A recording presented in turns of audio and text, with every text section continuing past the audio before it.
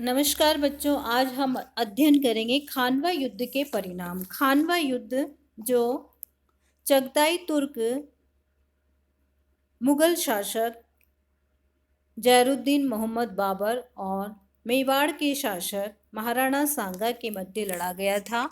इस युद्ध में महाराणा सांगा परास्त हुए और परास्त होने के पश्चात जो इस युद्ध के परिणाम दृष्टिगोचर हुए वो इस तरह हैं। जन धन की अपार हानि हुई, मुगल साम्राज्य का दृढ़तापूर्वक स्थापित होना, राजपूतों का अवसान, मेवाड़ की प्रतिष्ठा को आघात, अफगान राजपूत गठबंधन का भंग होना, मुगल रणनीति का अनुसरण, हिंदू संस्कृति पर आघात। तो बच्चों, हम देखेंगे खानवा युद्ध के परिणामों में सबसे पहले जनधन की अपार हानि। प्रोफेसर श्रीराम शर्मा लिखते हैं कि पिछले 10 वर्षों में मुसलमानों के सामने जो राजपूतों की शक्ति का खतरा मंडरा रहा था वो सदैव के लिए समाप्त हो गया। ऐसी कोई राजपूत जाति नहीं थी जिसके अच्छे से अच्छे योद्धा नहीं मारे गए हों। डॉक्टर एल श्रीवास्तव लिखते हैं, भारतवर्ष के इतिहास में खानवा का युद्ध अत्यंत स्मरणीय युद्धों में से एक था। सैनिक दृष्टिकोण में से ये युद्ध निर्णायक सिद्ध हुआ। राजा के पक्ष में भारी हानि हुई, सांगा स्वयं घायल हुए, हसन मेवाती और अन्य प्रमुख सरदार वीर गति को प्राप्त हुए। पराजित सेना को बुरी तरह मार काट डाला गया और राजपूतों की सैन्य शक्ति कुचल तो दी गई परंतु पूर्णतः नष्ट नहीं हुई। तो इसमें क्योंकि जो भी युद्ध होता है उस युद्ध में जन और धन, चाहे शत्रु पक्ष हो चाहे मित्र पक्ष हो, दोनों की ही हानि होती है। जन की भी होती है, धन की भी होती है। तो इस युद्ध में मुगल सैनिक भी मारे गए और राजपूत सैनिक भी मारे गए। मुगल साम्राज्य का दृढ़तापूर्वक स्थापित होना। इस युद्ध के परिणाम स्वरूप मुगल साम्राज्य की दृढ़तापूर्वक स्थापना हो गई। प्रोफेसर रशबुक्र विलियम के अनुसार खानवा के युद्ध के पूर्व बाबर की भारत विजय को उसके जीवन की साहसपूर्ण एक कहानी मात्र ही समझा जा सकता था। इस युद्ध के बाद उसके शेष जीवन में भारत ही उसकी गतिविधियों का केंद्र रहा। युद्ध से ये स्पष्ट हो गया कि अब भारत में, उत्तरी भारत में बाबर की शक्ति को चुनौती देने वाला और कोई प्रबल और शक्तिशाली दावेदार नहीं है। मुगल साम्राज्य इस युद्ध के पश्चात दृढ़तापूर्वक स्थापित और स्थायी हो गया। राजपूतों का अवसान, राजपूत संघों का अवसान हो गया। इस युद्ध के पश्चात राजपूतों की शक्ति काफ़ी क्षीण हो गई, जिससे संगठित शक्तियां छिन्न भिन्न हो गई। पानीपत की विजय से अफगानों की शक्ति बिल्कुल नष्ट हो गई। खानवा की लड़ाई में राजपूतों का संघ चकनाचूर हो गया। मेवाड़ की प्रतिष्ठा को आघात। इस युद्ध ने मेवाड़ राज्य की शक्ति और प्रतिष्ठा को आघात पहुंचाया। सांगा की मृत्यु के बाद मेवाड़ की दशा दिन प्रतिदिन बिगड़ती गई। डॉक्टर गोपीनाथ शर्मा लिखते हैं कि सदियों से अर्जित मेवाड़ की प्रतिष्ठा को इस युद्ध से बड़ा धक्का पहुंचा, जिसको समय की गति भी भुला न सकी। कुंभा और सांगा के शौर्य के कारण अन्य हिंदू राजपूत राजाओं में मेवाड़ का झंडे के नीचे अपनी सुरक्षा का महत्व घर कर गया, जिससे राजपूतों की ऊपरी एकता, राजनीतिक गठबंधन सदा के लिए समाप्त हो गए। खानवा के युद्ध ने हिंदुओं के महान संगठन को कुचल दिया। अफगान राजपूत संगठन का भंग होना। खानवा की विजय ने बाबर को उत्तरी भारत का निष्कंटक शासक बना दिया। अब बाबर के लिए अफगान सरदारों को, जिन्होंने पानीपत के युद्ध के बाद अपना सिर उठाना शुरू किया था, कुचल दिया। खानवा युद्ध के बाद बाबर को अकेले ही अफगानों का सामना करना पड़ा, जिसके फलस्वरूप 1529 में वे परास्त हो गए। मुगल रणनीति का अनुसरण। राजपूतों ने इस युद्ध में मुगल सेना को देखा और समझा। उन्होंने तोपखाने और घुड़सवार की उपयोगिता का अनुभव किया, जबकि पड़ोस के मुस्लिम राज्यों ने तत्काल तोपखाने के महत्व को समझते हुए अपनी सेना का अंग बना लिया था। इस अनावश्यक विलंब से राजपूत इससे दक्षता प्राप्त न कर सके, किंतु उनकी परंपरागत शैली में एक नए सामंजस्य का मार्ग प्रशस्त किया, क्योंकि उन्होंने बच्चों मुगल रणनीति को देखा कि किस तरह चुस्त दुरुस्त घुड़सवार सेना है, तोप खाने का प्रयोग कैसे किया गया है। तो कोशिश तो उन्होंने की कि इसको हम समझे, जाने और अपनी सेना का अंग बनाए, लेकिन विलंब से उन्होंने इस रणनीति को सीखने का प्रयास किया।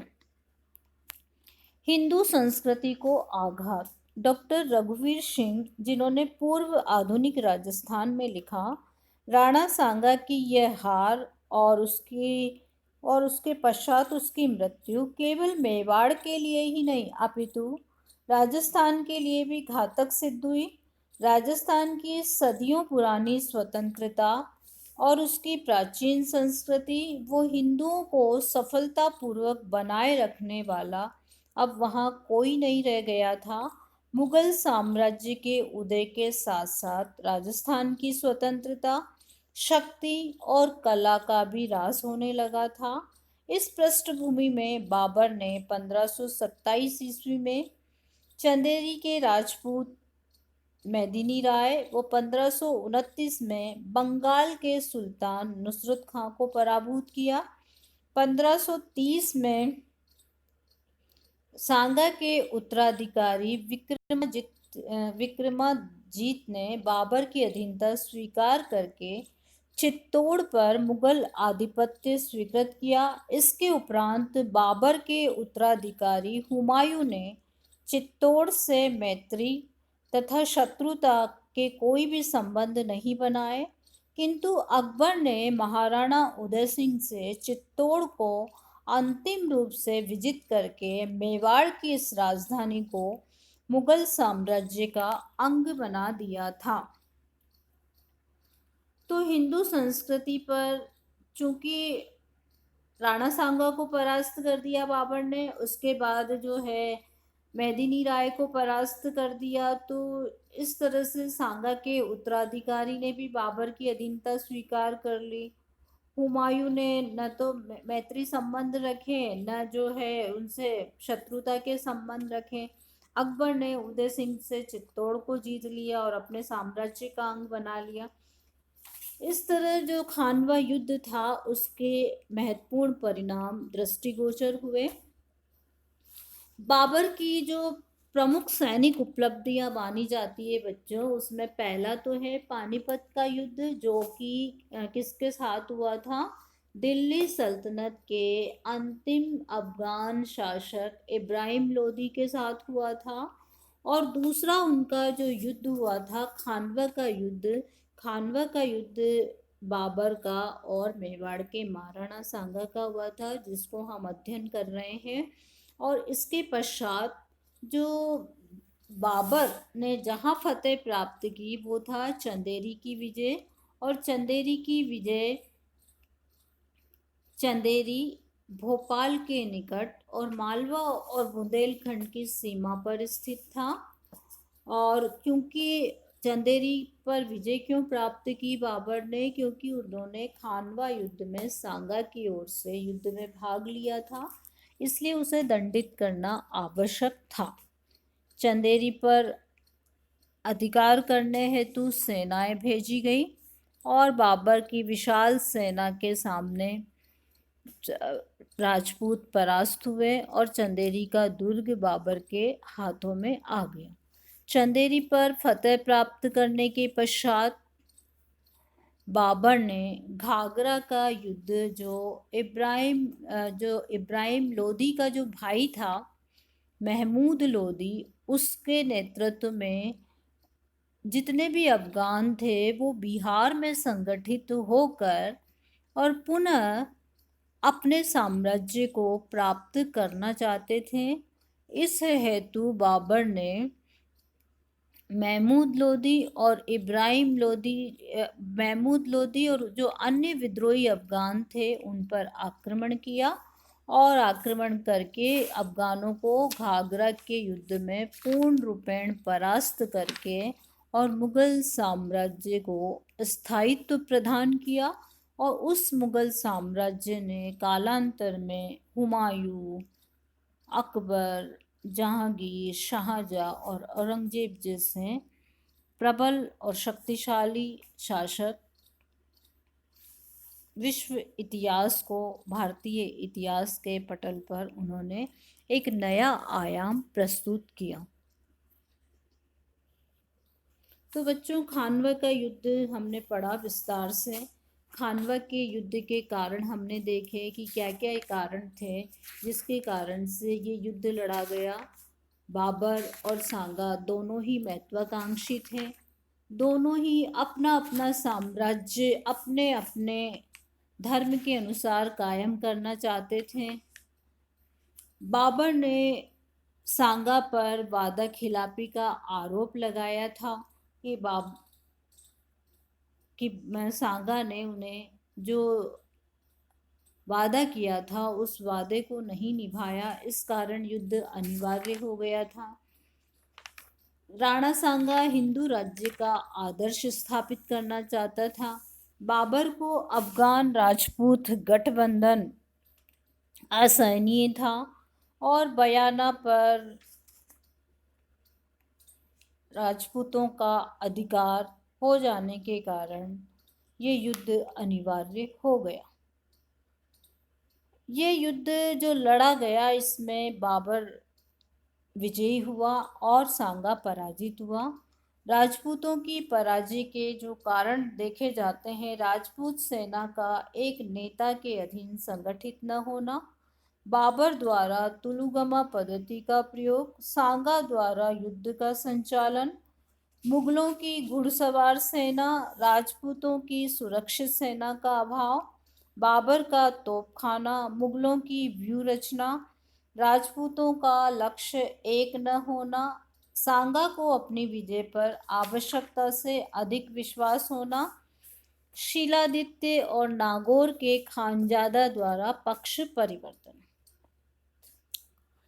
ये तो इसके कारण हार के कारण रहे। और आज हमने जो इस वीडियो में पढ़ा खानवा युद्ध के परिणाम, जैसा कि हम जानते हैं जन और धन की अपार हानि उठानी पड़ी, मुगल साम्राज्य दृढ़तापूर्वक स्थापित हो गया, राजपूत संघों का अवसान हो गया, मेवाड़ की प्रतिष्ठा को आघात लगा, राजपूत अफगान गठबंधन समाप्त हो गया, मुगल रणनीति का अनुसरण किया गया और हिंदू संस्कृति पर आघात हुआ। तो इस तरह बच्चों आज हमने खानवा के युद्ध के बारे में पूर्ण अध्ययन किया है। अब अगले वीडियो में हम चंदेरी की विजय और घाघरा की विजय और बाबर की सैनिक उपलब्धियों पर संक्षेप में चर्चा करेंगे।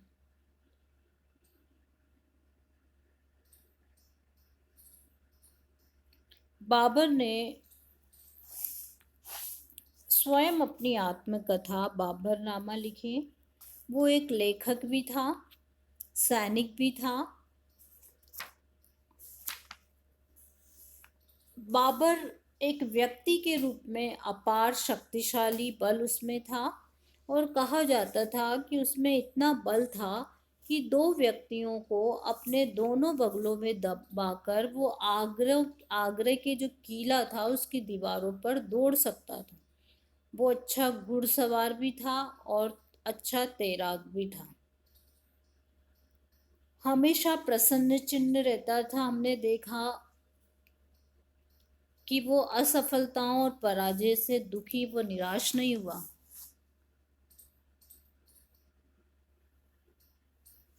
वो बाबरनामा में लिखता है कि चाहे तुम 100 वर्ष जियो अथवा एक दिन जियो, ये न भूलो कि इस संसार को छोड़ते समय तुम्हें अवश्य प्रसन्नचित्त होना चाहिए।